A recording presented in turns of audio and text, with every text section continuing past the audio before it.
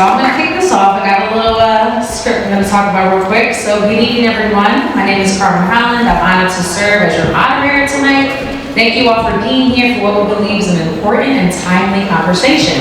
So tonight's purpose is simple: to hear directly from two incredible Black women coaches about their experiences, past and present, and to help our young people see the real lessons, challenges, and opportunities in the game today.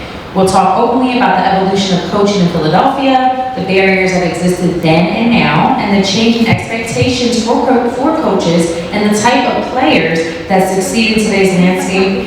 With that, let me briefly introduce our panelists. So, first, we got Coach Mo, okay, to my left. Coach Mo is the current girls basketball coach at West Catholic. Coach Mo is the type of leader who's big on discipline, effort, and family. So if you play for her, you're gonna work while also feeling supported.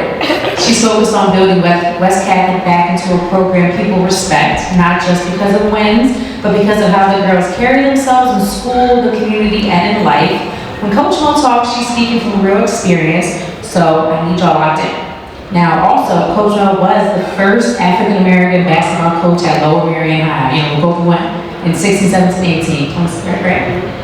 And honestly, Coach, you had a lot of firsts. We're gonna get into that soon, but Coach is very esteemed right here. And then we got to our right, Coach B. I ain't gonna say her full name, she just Coach B. She's a Philadelphia trailblazer who led West Catholic's girl program from a rebuild to a championship standard. In 2020, she became the first Black coach, male or female, to win a Philadelphia Catholic League basketball title. And she later guided West Catholic to the school's first state championship in 2021.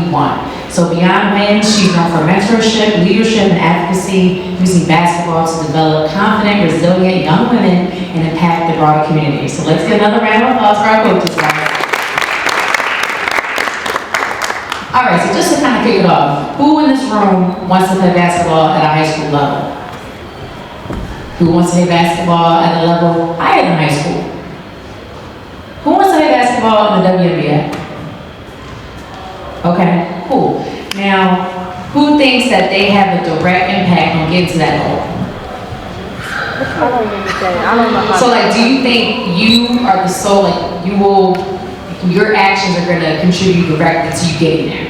Like, your sole actions as a player, as a student, you think that's going to get you there? Yeah. Raise your hand. Okay. All right, cool. So we're going to talk about a couple things and we're going to clear some things up. So just to start our panel, we're doing a past versus present challenges for Black women coaches. So this first one is for Coach B. So Coach B, when you first began coaching in Philadelphia, what were the biggest challenges you faced as a Black woman coach, especially in Catholic League spaces? Hello everyone, thank y'all for being here and your attention. So I'd say one of the primary challenges I face as a Black female coach in the Catholic League is that you're one of few, if not the only. So I was in the Catholic League for 8 years, and I only ever had another Black female coach for 2 years out of the 8 years. So for 6 years, I was the only Black woman. In my last year coaching, I was the only Black coach in the whole league.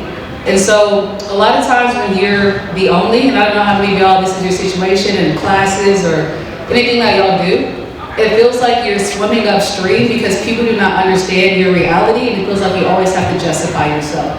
So for me, I had a lot of audacity before I had a reason to have audacity and belief in myself. And so people kind of scoff at you, they kind of look down on you, you have to prove yourself. And so there's just a lot of different areas that you feel like you have to make the case for why you're there, why you're even believing in yourself and hoping. And it can feel very isolating and lonely if you don't have a supportive village or a backbone.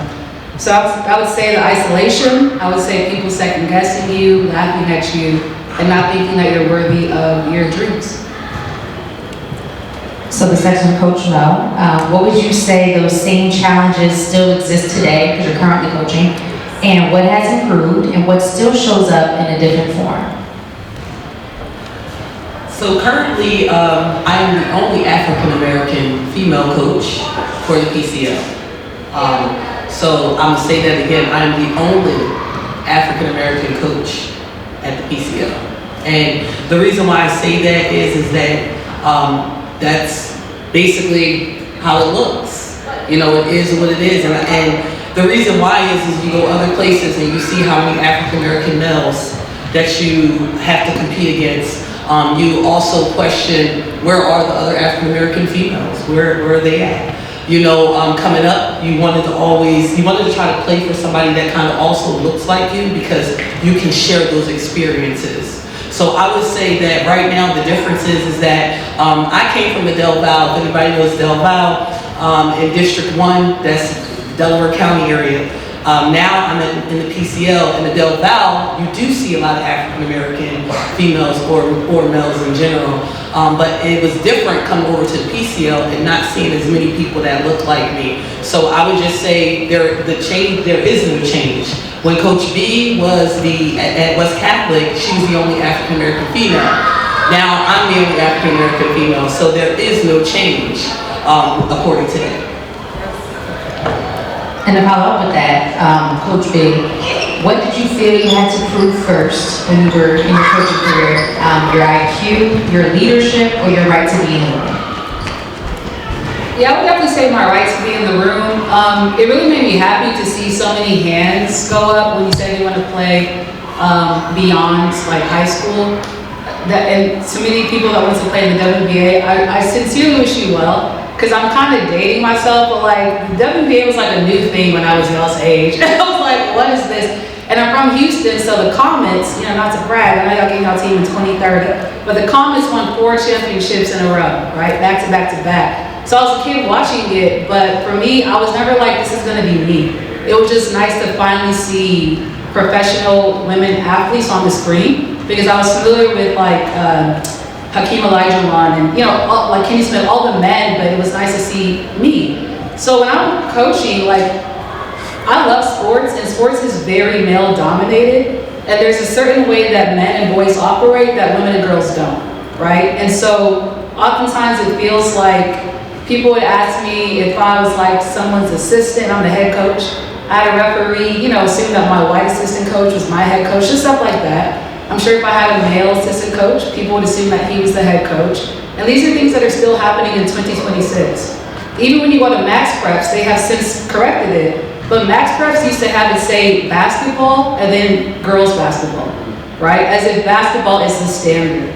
Even a lot of times when you talk about race, right? They'll say black coaches and then like women black coaches, right? Or women. So we have to question like, what is the standard? Right? And why the standard oftentimes defaults to white people or men, right? So that's just baked into how it is. So I would definitely say the right to be in the room, and it makes you resentful, it makes you feel away, because it's like you have to prove yourself to your team, you have to prove yourself to referees, you have to prove yourself to your principal for investment. And so I just want to tell y'all that like coaches like me and Coach Mo exist in support of you all so that y'all don't have to fight those same battles that we had to. But I would definitely say the right to even be in the room before it gets to leadership or IQ. Okay, well that kind of segues into our next topic, responsibility of a coach, then and now. So, Coach Mo, this one's for you. How would you describe the responsibility of a coach now compared to the responsibility back when you played? What's on a coach's plate today that people don't see? So on the coach's plate today is we wear more hats. You know, back in the day it was different because you come there, you do a job, and a lot of people were bought into it. But now we're on a time where a lot of student athletes are affected by many things. You have social media, so as a coach you have to compete with social media. And when I say compete with social media is, for instance, if you know the flow, college coaches stay on Twitter. They stay on Twitter. Instagram, high school coaches stay on Instagram, right? So you have to be able to follow players and stay with players and know where they're at, know where they're moving, know who they're playing for. Also, you have to try to figure out who the players are, because you can't get caught recruiting, you know, especially in high school. So it's like you have to step lightly. And I wanted to speak on with regard to leadership too, as a female like coach. A lot of times I stand 6'1", okay? When I go against male coaches, I already intimidate them. You know, I've had times where males look me up and down because of the fact that, one, I was an African-American female, but I stood tall. I've even been told when you come to my games, I dress in heels. I always dress in heels. I think it's important. I think expressing your feminine side is important. But people will look at you and say, because you wear flats. You know, they would look at you, and a lot of people would not get that. So I say that because you deal with that in coaching.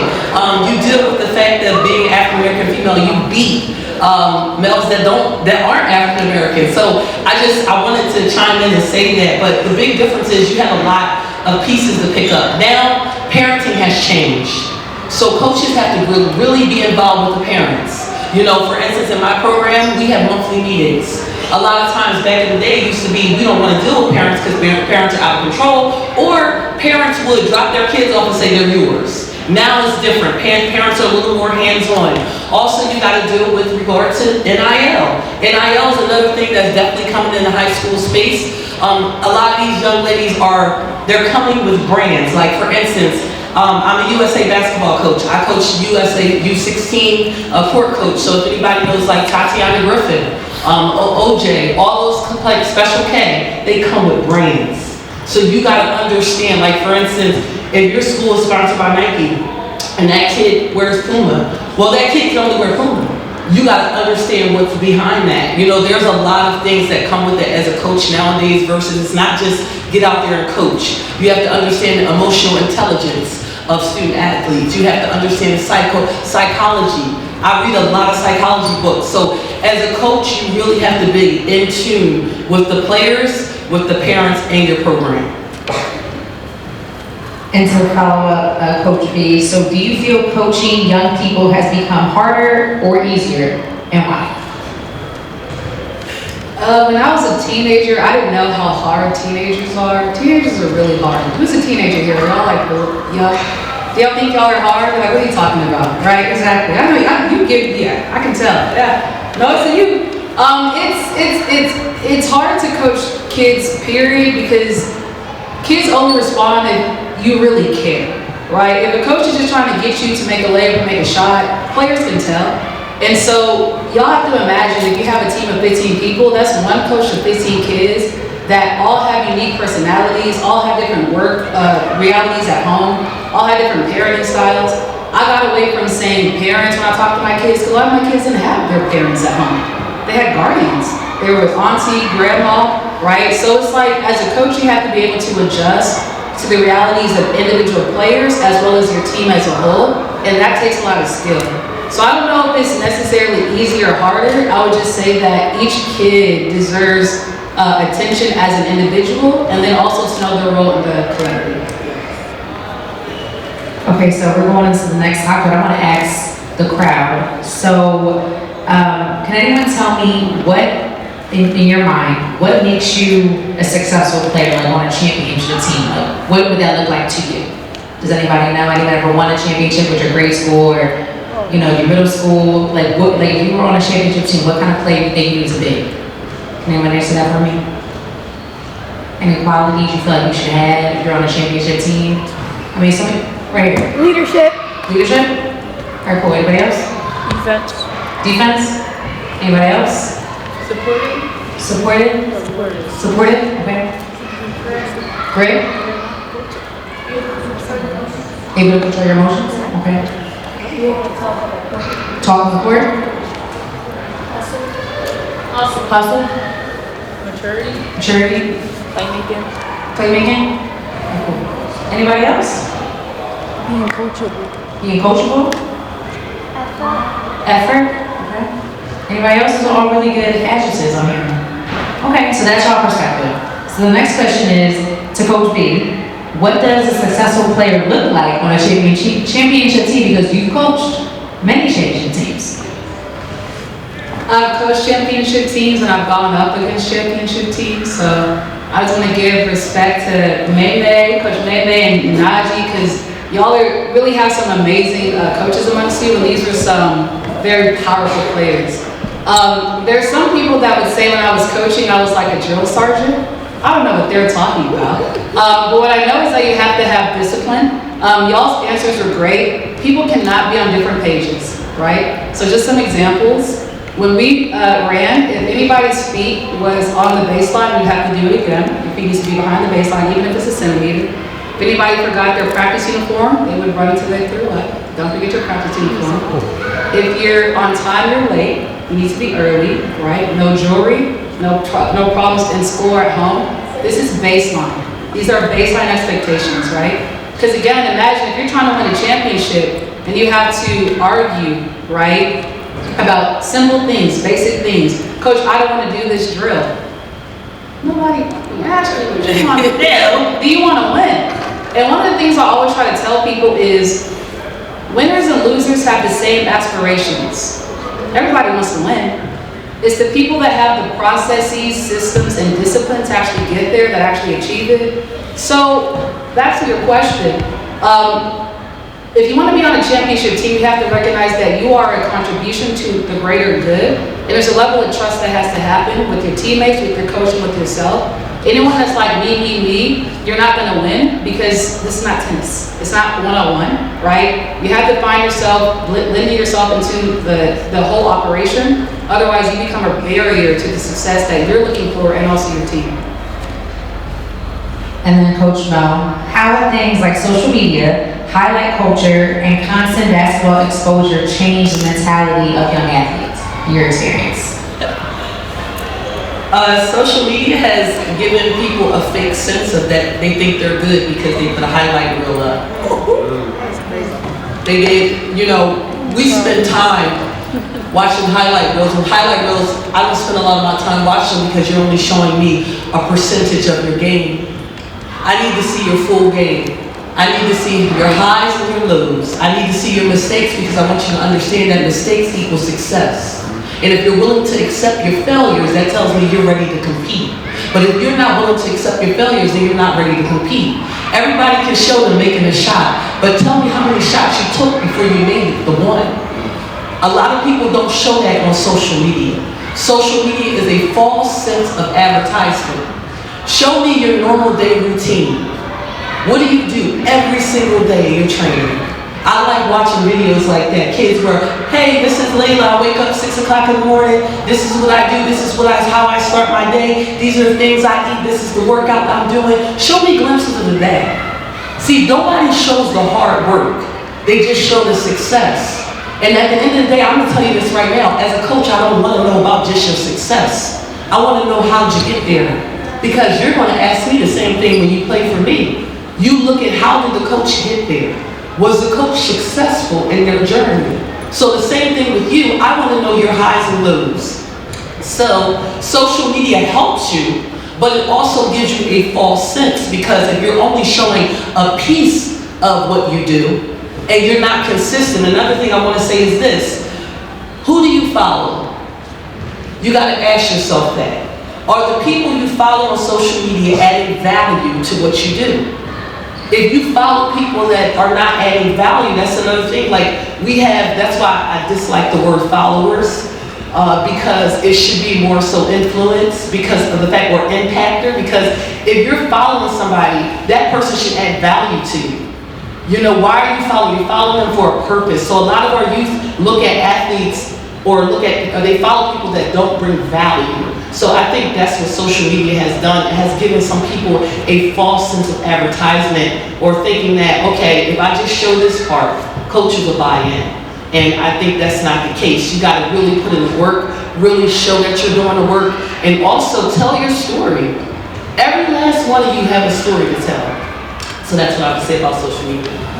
You got everybody thinking should I redo my highlight tape? Take it down?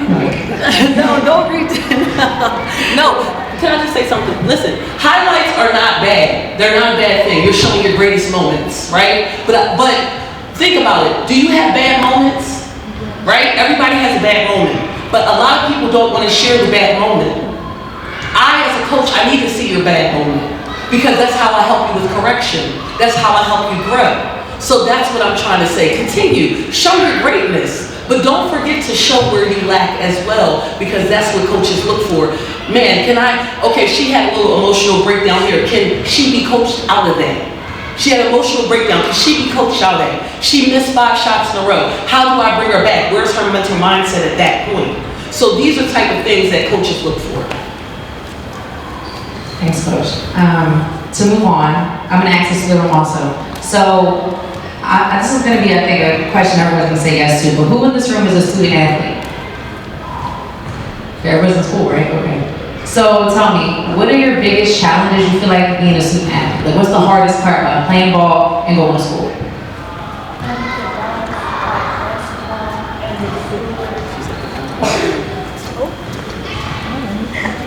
Having to balance basketball and school.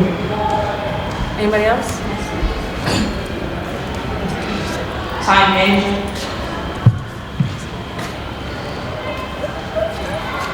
Not having time for your friends on the weekend.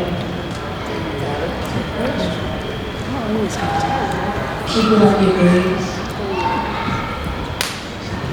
Anybody else?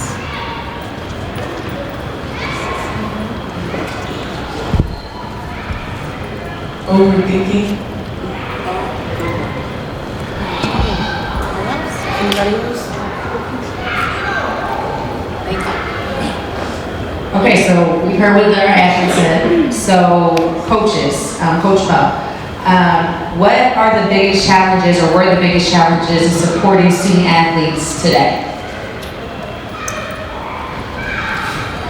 Some of the biggest challenges, one is emotional. Trying to get into a player's head is one of the most hardest things. And as coaches, we have to do that. Second is, I wouldn't say effort, but I think people confuse discipline and consistency. And they go hand in hand. Some people say, I get up in the morning and I shoot 100 shots. All right, but how many did you make? How many did you miss? That's the discipline part. So I just think that some of the challenge you deal with is continuing to get players to be at their greatest point, and then emotional, and then I wouldn't say grades, because we don't have that issue. I believe that you should always maintain a 3.0 or higher, no matter what. And the reason why I say that is that you should never allow someone to give you the opportunity to say no to say no. So how do you do that? You keep your GPA as high as possible. So the higher GPA you have, the better you are off, because you don't have to have any other uncomfortable conversations with the coach about your GPA. So grades is definitely not an issue, but I would say emotional, and going back to with regard to making sure that player understands consistency and discipline. And lastly, parenting. Parents have changed. Parenting has changed, and that goes a lot. What kids hear at home and what they hear on the court could be sometimes two different things.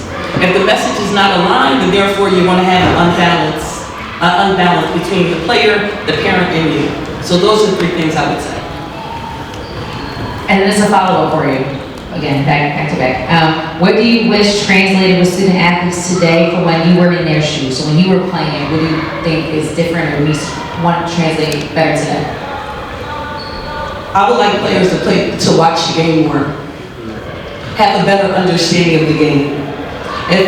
I'm not here to ask you questions, but I would say, if I would ask this crowd, how many of you watch film of yourself? How many of you watch film of yourself every single day?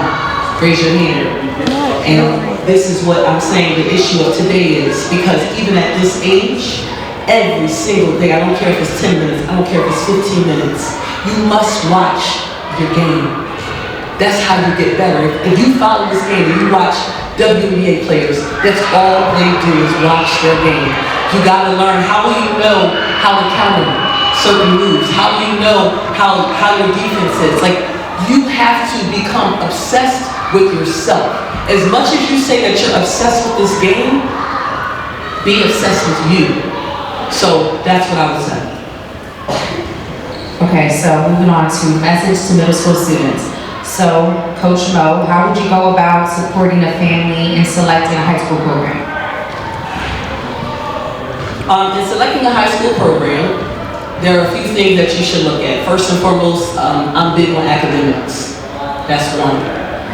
Two, does the school offer honors and AP courses? That's a big issue, and I need you to understand this. And the reason why I'm saying this is it's so important. If you don't do well your freshman year, right? Say your freshman year you slip a little bit, you have some issues. All kids may go through something, right? And your GPA drops. If that school does not have any honors or AP classes, you can forget about your GPA ever jumping. Because honors or AP classes are weighted classes. So therefore, that's going to help your GPA jump. I can take one weighted class in order for me to get my grades up. But if you are at a program or a school that does not have honors or AP, you shouldn't be a part. And that's what I'm just going to say with that, because kids sometimes have issues freshman year. If they need to bounce back, how do they bounce back without the help? So when you have programs that don't have honors and AP courses, now your child has to take summer courses to get that credit. So that's one thing. Another thing I would say is that before any program you pick, go watch the game. Watch several games with the coach and understand the coach. The reason why I'm telling you this is this, right?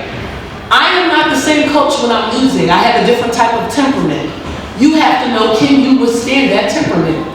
Some of you do not like to be yelled at. Some of you don't like to be coddled. There's certain styles to every single player. But you also have to learn a coach's style. A coach has a style. And I say this because parents set their children up for failure when they don't take the time, 1, visit the school, 2, make sure that you look at that team when they are winning and when they are losing. Look at that team in overtime. I'm going to tell you, this is so important what I'm saying. I hear a lot of parents say, man, freshman year we made the wrong decision, we should have been somewhere else. Stop being that type of person. Don't put your child, I would say to parents, in that type of situation. Visit that school, that program when they're winning or losing. Second, talk to the players that play for that program. Talk to the players, they'll tell you what's going on. What's going on in the locker room? Man, is coach that tough? What do y'all do? Does he or she care? How do they work on development? Has anybody had a death in the family? Did the coach care about when somebody had a death in the family? You know, all of that is important, because when we preach family, and I can say for myself and even Coach V's program, it's all about, when you teach family, you gotta show family. And if that is a pillar or something in your philosophy for coaching, you gotta make sure you show that to your kids. So I would say before you pick a high school, make sure 1, academics comes first. And I'm saying that, and I just wanna say this, I say that because I stood on academics. Since 7th grade, I knew I wanted to be a scientist, and I became a microbiologist. I stood on academics. So I'm just saying that to you guys, please visit the schools that you decide to pick. Make sure that they have extracurricular things that you want to get involved in. It's really, really important. Don't just pick a school because they're winning. It's more than that. Your future is very important. So those are the things I would say. And sorry to be long with it. So Coach B, how would you go about supporting a family and selecting an AAU program? So I would say the difference between a high school program and AAU is that AAU should be complementary to whatever you're not able to get from your high school program for whatever reason. I feel like high schools are oftentimes more constrained in resources and ability to travel. Like when I was at West Catholic, Archbishop Wood was traveling to California, we couldn't even go to the next city, okay? So it's like, but if you're in AAU, you have resources in order to do that. I really love what PYB has going on, just kind of seeing the evolution and seeing the growth.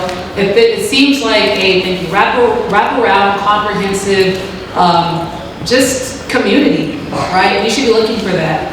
But outside of trying to figure out what particular AAU programs can offer, I cannot stress enough, understand what you need, right? Understand what you need. If you have certain aspirations, you want to use basketball as a vehicle for a certain career, get really clear on that career so that you can move with intentionality with your AAU, with your high school team, as well as with your AAU, right? So I would say that, like, for me, high school feels like the parent and AAU feels like the babysitter, right? They're around, and everyone should be aligned, everyone should be on the same page. Your high school and your AAU should not be in conflict with each other, because then you have to like adjust, and you can't steadily grow. You're always having to start back on ground zero and redo and reoperate.